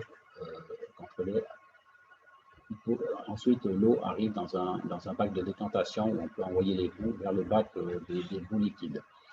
Alors, en ce qui concerne le coagulant Ferilec, c'est un oxyde de fer en milieu neutre qui possède les qualités de coagulation identiques au chlorure ferrique et un pouvoir absorbant très élevé. Il est obtenu par électrolyse en n'utilisant que du sel, du fer et de l'eau. Il peut être produit sur le site ou livré par Envetera. Dans le cas d'un hameau comme Bonachies, on proposerait plutôt cette solution. Donc ici, vous avez une petite comparaison, un petit graphique de comparaison de travaux qu'on a fait dans le cadre d'un projet qui avait été soutenu par l'Office fédéral d'environnement. C'est une comparaison du Ferilec avec le chlorure ferrique, qui est un produit qui est bien connu des gens qui travaillent dans les steppes, donc le FSL3. Et là, vous avez un exemple d'abattement, de comparatif des abattements des polluants, les matières en suspension, le phosphore, le nitrate, etc. Et vous voyez en bleu ciel, c'est l'abattement avec l'utilisation du Ferilec. Et en bleu foncé, c'est les abattements du FSL3. Ici, vous avez également une photo d'un neutraliseur à plaques, une production qu'on fait chez nous, c'est un Amazon Ferilec. Donc, à la sortie de la décantation, le surnageant est envoyé dans un bac tampon qui permettra justement à l'administration de fonctionner 24 heures sur 24 et d'absorber les pointes de charge et les sous-charges. Ensuite, l'eau pré-traitée sera envoyée vers la 2e étape, la NVSANI, mais entre-temps, si ces eaux usées contiennent des micropolluants ou des métaux lourds, leur traitement par un module complémentaire électrochimique aussi de la société, qui est une technologie de Redelec, s'effectuera à ce niveau. Le choix du module électrochimique permettra justement de détruire les micropolluants et les métaux lourds. Et ensuite, l'utilisation de cette cellule améliorerait encore l'efficacité de l'étape numéro 2, qui est la NVSANI proprement dit. Alors, la NVSANI, donc l'eau pré-traitée, arrive dans cette partie de station. Les traitements qui suivent ont pour but d'abattre au maximum le carbone, l'azote, le phosphore présents dans l'eau, et successivement on aura une deuxième injection, enfin la deuxième partie de l'injection du Ferilec à cet endroit pour continuer la précipitation des matières en suspension, une décantation et ensuite une biofiltration composée de 3 sous-ensembles, un réacteur de nitrification, un réacteur mixte de consommation de l'oxygène résiduel et un réacteur de dénitrification et de méthanisation milieu anoxique. Une décantation et un bac tampon de l'eau traitée en sortie, qui permet aussi toujours d'envoyer les boues liquides vers la 3e étape qui sera le composteur. Donc, chaque sous-ensemble du biofiltre se présente sous la forme d'un lit poreux constitué d'un matériau de vernissage sur lequel se fixent les micro-organismes. La matière organique et d'autres composés présents dans l'eau diffusent dans le biofilm formé à la surface du matériau de vernissage. Ils y sont absorbés puis métabolisés par l'intermédiaire des bactéries fixées sur le support. En sortie du bac tampon, l'eau traitée par la MDSANI est filtrée sur un dernier lit de sable pour être ensuite directement infiltrée dans le sol ou envoyée à la rivière. On pourrait également envoyer cette eau, je l'ai à la rivière ou au torrent, ou on pourrait l'utiliser aussi pour l'irrigation. Dans le cas où l'eau serait utilisée pour l'irrigation ou pour d'autres applications, si des analyses révélaient la présence de germes pathogènes, un post-traitement de stérilisation, aussi une cellule de Revelet peut être rajoutée dans le système. Ensuite, on arrive à la troisième étape, qui est le traitement des boues liquides. Donc, les boues liquides extraites du pré-traitement et de la MDSANI sont envoyées dans le bac de collecte des boues liquides. De là, elles sont dirigées vers le sommet du composteur, spécialement aménagé pour digérer ces boues. En fait, le composteur est réalisé des deux sous-ensembles, de deux composteurs qui seraient alimentés alternativement une semaine sur deux par les boues liquides. Ce traitement est un innovateur pour traiter les boues issues du traitement des eaux usées domestiques, sans intervention de moyens mécaniques. Néanmoins, diverses réalisations existent, en particulier dans le traitement des effluents de l'étrier. Nous nous en sommes inspirés pour la conception, la construction et le fonctionnement de ce composteur. Le compost sert à la fois de filtre pour l'eau des transformateurs des boues, des déchets végétaux en terreau utilisables pour l'agriculture ou les jardins. Les boues liquides arrivent périodiquement à la surface du compost par petites séquences d'arrosage et le compost est du type horticole, criblé, stabilisé. Il n'est pas trop frais pour empêcher une forte élévation de température. Le niveau du compost a tendance à baisser avec le temps, puisqu'on va ressortir du terreau.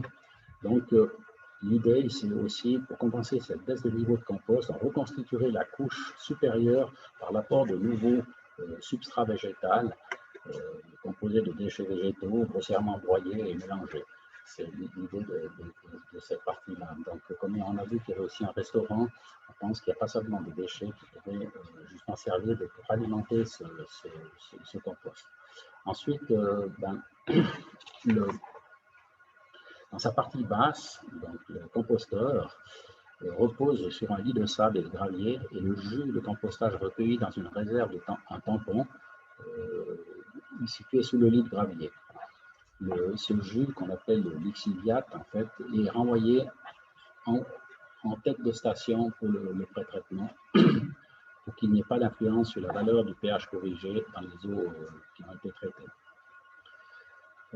L'idée, c'est de recouvrir cet ensemble de composteurs d'une bâche en géotextile perméable à l'air afin d'éviter les odeurs et en été principalement les mouches, etc. Alors, juste une petite remarque, c'est qu'en Suisse, la mise en décharge des boues est interdite et la valorisation agricole a pris fin en octobre 2008. Est-ce que le compost enrichi par les boues compostées sera admis sans risque pour la santé des sols et les sols? Le terreau obtenu par notre procédé n'est plus de la boue, il est un produit de d'une digestion biologique du mélange des boues et de végétaux. Il ne devrait donc pas être inclus dans cette catégorie des produits interdits dans l'agriculture. Et si c'était le cas, alors il devrait être amené à l'incinération. Alors, notre proposition qu'on avait fait pour BonHS, c'est d'abord une équipe pluridisciplinaire. Donc, on a une équipe scientifique assez compétente, je dirais, qui est donc Nathalie Guerra, ingénieure chimiste chez Revelet, qui a travaillé sur le projet, qui est officier éventuellement comme chef de projet. Jean-Marie Fresnel, qui est ingénieur électrochimiste, qui est en fait l'inventeur du Ferilet et de la MDSANI. C'est un électrochimiste qui a vraiment beaucoup d'expérience dans le traitement des eaux et qui pourra vraiment coacher cette équipe. Et David Crétenant, docteur EKTL, qui est le directeur et le fondateur de Revelet. Ces deux dernières personnes sont particulièrement convaincues que par l'électrochimie, on apporte beaucoup de solutions écologiques aujourd'hui. Derrière, il y a une équipe plus d'engineering, Pedro dos Santos, qui est ingénieur en automation et directeur de notre société d'ingénierie, et puis moi-même, qui jouerait plus le rôle du partenaire industriel. Donc, les compétences qu'on a chez nous, c'est quand l'équipe scientifique a étudié quelque chose, on peut réaliser complètement, intégralement, à part quelques éléments, on peut tout construire, parce ce qu'on a étudié.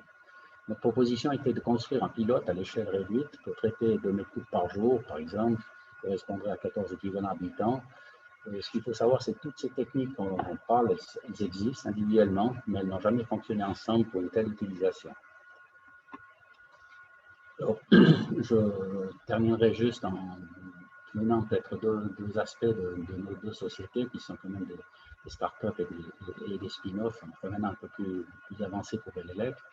On a fait un projet avec l'Office des eaux et de l'électricité au Maroc. On a traité avec notre NSANI justement un projet pilote pour traiter des nitrates. Et là, vous voyez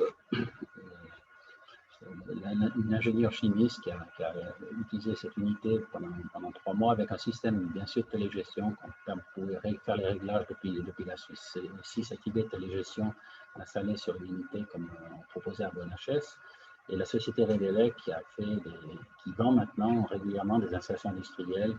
Là, vous voyez une installation d'électrochimie pour la réduction de l'indigo en Chine, au Vietnam et aux Indes. Je vous remercie pour votre attention. Puis si je peux, je réponds à quelques questions.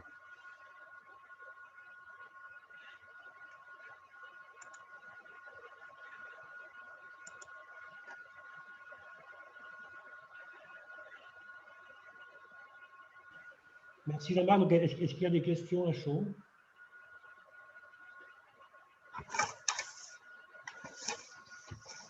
Moi, j'en ai une par rapport aux différents cas de figure dont parlait tout à l'heure Alexandre.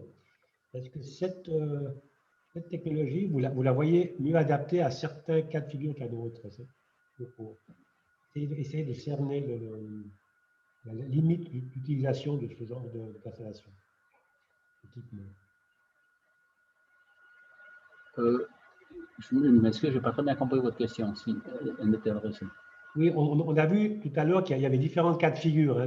L'exemple du Val-de-Bagne, il y a des installations individuelles pour 1, 2, 3 équivalents habitants. Il y a des installations pour des hameaux de 20, 50, 100 équivalents habitants. Il y a des installations où il y aura très peu d'eau, où il faudra traiter quand même les permanents. Est-ce que cette technologie, vous la voyez adaptée mieux à l'un ou l'autre des cas de figure? Oui, donc on pense qu'elle irait bien dans une installation style BNHS où il y a quand même un certain volume, parce que c'est clair que pour un ou deux chalets, je pense que c'est quand même des installations qui reviendraient assez cher. Mais par contre, à partir du moment où on a un cas de zone qui ne peut pas être connectée à la station, parce qu'en fait, c'est un traitement vraiment complet, comme vous l'avez compris. Donc, l'eau qui sort, à la limite, on pourrait presque la rendre potable encore avec une dernière étape d'ultrafiltration, mais pour dire, c'est un traitement vraiment complet. Donc, il faudrait quand même qu'il y ait un groupe qui ait un certain volume pour que ce soit intéressant. Mais par exemple, c'est la taille, si vous voulez, qu'on raisonne chez nous actuellement, c'est traité jusqu'à 20, 30, 40, 50 mètres cubes par jour. Donc, ce n'est pas non plus des tailles gigantesques. Merci. Il y a une autre question? Ouais, moi, j'ai une question par rapport à la consommation électrique. Est-ce que vous avez des chiffres, des comparaisons, par exemple, avec des SPR ou d'autres technologies conventionnelles? Alors, la consommation électrique est très faible parce qu'en fait, tout notre principe fonctionne, je dirais, un peu gravitairement. Donc, après, si on aurait, par exemple, une production de Ferilec sur place, on aurait un peu plus, mais pour des installations comme ça, je pense que ça ne vaut pas la peine. Mais la consommation, aussi les coûts d'exploitation sont assez faibles, donc on pourrait même imaginer une installation comme ça qui fonctionne sur des panneaux solaires, c'est tout à fait envisageable. Donc on a principalement une pompe de transfert, ou quelques pompes, des vannes et un compresseur d'air, parce qu'on veut voir un petit peu d'air, mais c'est vraiment des effets de consommation. Une autre question? N'est pas le cas. Merci, M. Bidet. Merci, M. Robinet. Je vous propose de passer donc à la présentation maintenant d'une autre solution, celle de Michael Siegert de solution d'Hydrel. Je tiens à préciser que Michael Siegert, je lui ai demandé de parler en français, donc qui n'est pas sa langue maternelle. Donc il a accepté de faire cet effort-là. Je voudrais être aussi bien. Mais merci beaucoup. Je suis Michael Siegert, le futur fondateur d'Hydrel. Je vais essayer en français, mais si c'est un problème, je vais continuer en anglais, mais je crois que j'ai pratiqué un peu. Merci beaucoup. Alors, je partage mon écran. Voilà. Est-ce que vous pouvez le regarder? Ça marche pour vous? Bon. Hydrel, nous sommes une entreprise en création. L'idée, c'est de récupérer l'énergie qui est portée par l'eau usée. Comme ça, on peut faire le traitement un peu plus économique. Voilà. Je crois que tout le monde sait le problème. Le problème de traitement de l'eau usée, c'est un peu compliqué. C'est vraiment cher aussi. Et pour ça, ce n'est pas faisable pour les petites communes comme Bonacciesse. Et il y a beaucoup de communes comme ça en Suisse et sur le monde.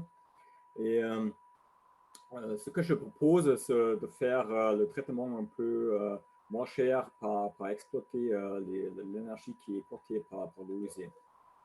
Ici, on peut regarder que les coûts, ils sont le traitement dans l'aération et les bouées. Le traitement des bouées, c'est vraiment cher.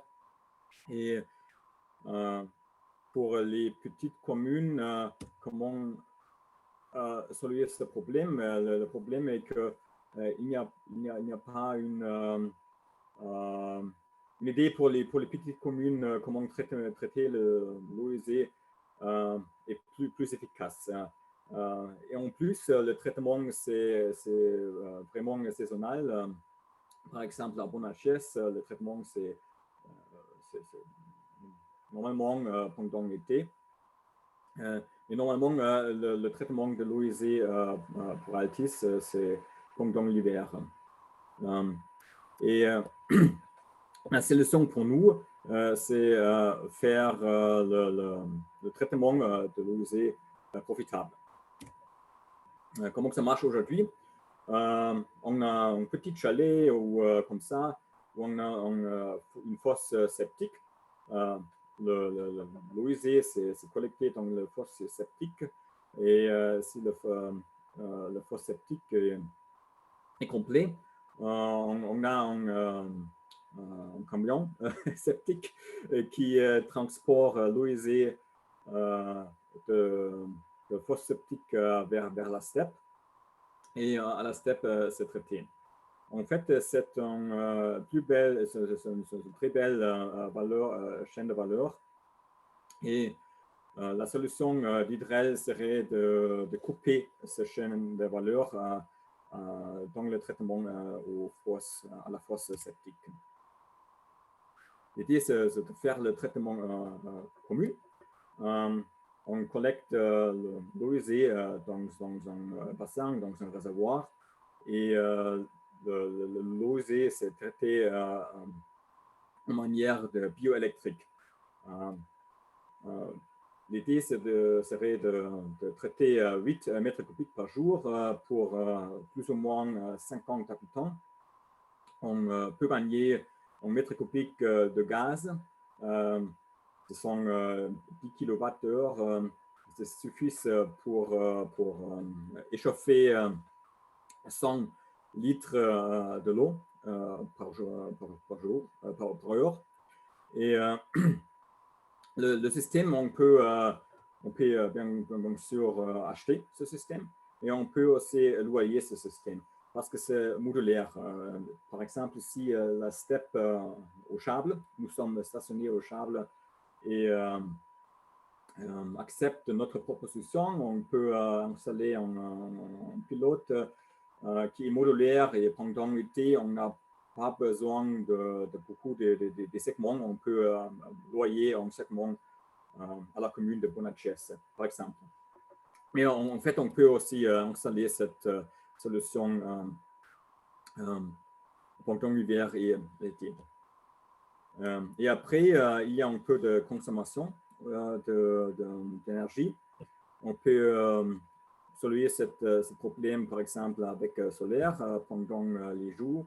On peut traiter l'eau et on peut collecter l'eau pendant les nuits. Alors, comment ça fonctionne là? C'est magique. C'est pas magique, c'est électrolyse. C'est comme vous avez appris à l'école. C'est la même chose. Il y a deux électrodes. Une électrode produit l'oxygène et l'autre électrode produit l'hydrogène. Mais la différence, c'est que l'électrode qui normalement produit l'oxygène, elle produit le CO2 ici. C'est parce que dans l'OISE, on a beaucoup de matériel organique et c'est dégradé par les bactéries de détrel vers CO2.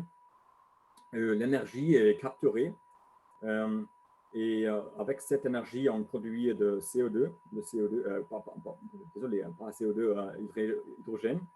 Et hydrogène et CO2, ils réagissent par les autres bactéries qui sont dans l'OISE et on produit le biogaz. En fait, c'est un peu comme la digestion anaérobienne, mais c'est une digestion anaérobienne sur doping, si vous voulez. C'est beaucoup plus accéléré. On peut regarder ça ici. Sans tension, c'est digestion anaérobienne normale, comme on fait ça dans beaucoup de steps aujourd'hui. Mais si on ajoute un peu de tension, on multiplie le gain de CH4 par 10. Mais ce n'est pas le bout. On peut le limite théorique, c'est 10 fois plus. Le gaz qu'on peut récupérer, c'est 80% pur de méthane. On a un peu d'hydrogène, un peu de CO2 aussi. Le réacteur, au moment, c'est le réacteur qui opérait au Chable, à la steppe, et il traite 9 litres d'OISE. Ça fonctionne comme ça. C'est le réacteur, il est un cylindre d'acier et c'est contrôlé par les instruments qui font tension sur l'OISE et c'est pompé à l'intérieur du réacteur. C'est vraiment un prototype, comme vous voyez. Et le gaz et l'eau, ils sont séparés ici. Et le gaz est collecté dans ce sac en arrière et l'OISE circule dans ce réseau, dans ce réservoir. Juste pour montrer que c'est vraiment l'OISE, vous pouvez regarder dans cette fosse, je crois, on appelle cette une fosse de l'OISE. C'est l'OISE qui est un peu enrichi. C'est un peu plus organique. Et voilà. C'est magique, c'est pas magique, c'est en fait la science. Nous avons publié beaucoup d'articles et c'est pas juste nous, il y a d'autres ingénieurs qui ont publié les articles dans ce métier. Pour dire la vérité, pour notre entreprise, le marché de mini-step, c'est pas vraiment profitable. C'est pas vraiment grand suffisant. En fait, c'est nécessaire pour avoir un impact à l'environnement. Il faut traiter plus mètres cubiques par an. On espère que nous vont installer quelques installations dans les steppes traditionnelles on va épargner CO2, juste comme ça, on peut épargner le CO2 par épargner l'énergie. Bon, c'est ça notre idée pour épargner CO2. Une proposition pour une step comme ça, une step ordinaire comme au Schable, c'est comme ça, c'est un peu plus profitable parce que c'est un peu plus grand. Le break-even, c'est 5 ans ou 10 ans, ça dépend de la situation de prototype de réacteur. Pour nous, c'était le premier pas pour montrer que la technologie marche et le marché marche aussi. Et en fait, c'est clair que notre futur est clair.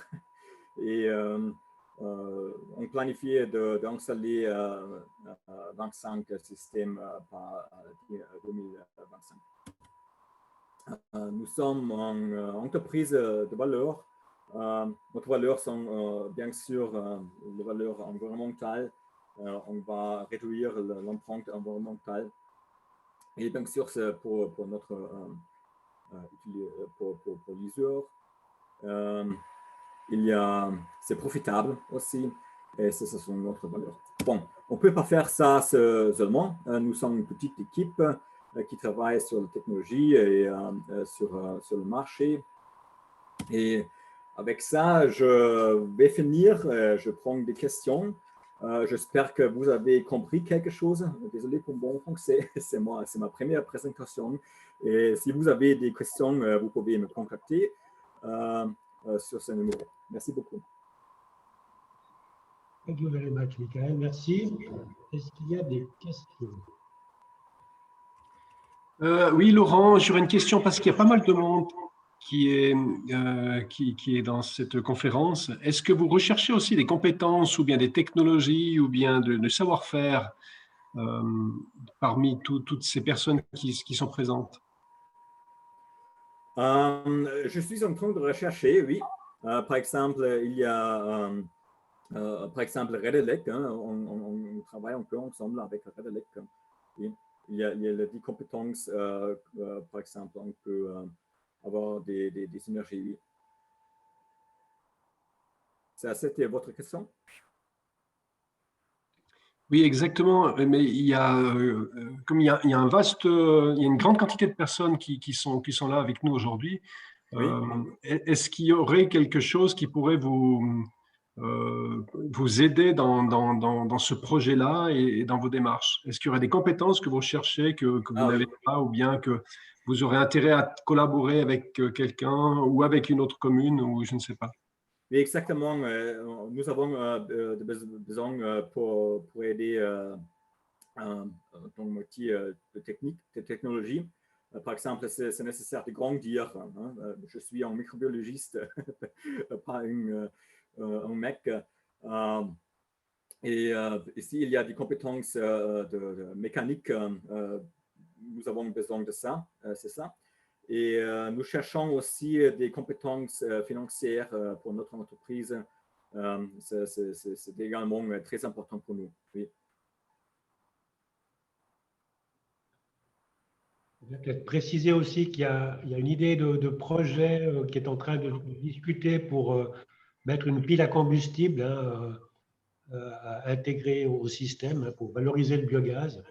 Oui, exactement. Nous sommes en train de développer une idée avec l'EPFL pour connecter les deux parce que dans ce scénario, on peut utiliser le méthane, bien sûr, pour réchauffer, par exemple, mais aussi juste un moment, la situation est un peu compliquée ici. Voilà. On peut également utiliser le gaz pour convertir vers l'électricité. Les piles à combustible ils sont très efficaces, plus efficaces comme les moteurs. Et nous travaillons sur un projet pour réaliser cette idée. Oui. Très bien. Est-ce qu'il y a encore une question?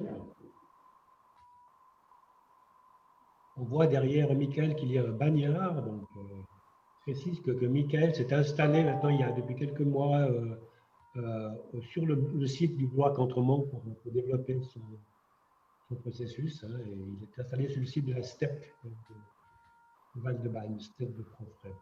Oui, exactement. Le vidéo, c'était à la STEP. Très bien. Moi, j'ai une question là, concernant le biogaz. Comment vous gérez la compatibilité avec toutes les normes anti-explosion qu'on doit respecter quand on a des installations de biogaz? Parce qu'en fait, c'est ça qui rajoute énormément de coûts à une installation de traitement de l'eau. Dès qu'on a du biogaz, c'est tout de suite très cher avec les équipements ATEX. Comment c'est géré dans votre système? Bon, on peut utiliser le biogaz directement. Je crois qu'il existe des solutions pour conduire le biogaz de manière sûre, pour n'avoir pas de risque. Mais l'idée, c'était de stocker le biogaz dans un conteneur en pression. Oui. Je ne suis pas sûr si c'est une bonne idée pour une petite commune comme Bonachies. Je crois qu'on peut aussi explorer l'idée de transférer ou de convertir l'énergie de biogaz directement vers l'électricité parce que c'est plus facile de stocker l'électricité ou d'utiliser stocker de l'électricité directement. Oui. Mais on perd quelque énergie parce que il y a on perd d'efficacité. Oui. Et peut-être dans ces cas-là, l'idée serait de filtrer le gaz et de l'injecter directement dans le réseau quand c'est possible. C'est peut-être le plus simple. Si c'est possible. Le biogaz, on peut directement utiliser. On a un peu d'hydrogène. On n'a pas beaucoup de sulfide dans ce biogaz, mais on peut filtrer aussi. Ça dépend le biogaz. Pour nous, nous n'avons pas beaucoup de sulfide. Et pour le CO2, ce n'est pas nécessaire de filtrer. Nous avons une autre solution sans filtre.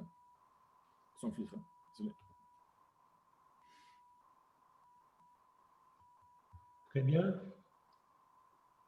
S'il n'y a pas d'autres questions, donc je vous propose de faire une petite pause. On a donc du coup un quart d'heure de pause au lieu des 10 minutes prévues. Donc on se retrouve à 11 h pile pour la suite des opérations. Donc je vous invite à rester en ligne et puis couper peut-être le son. Merci donc et à tout de suite.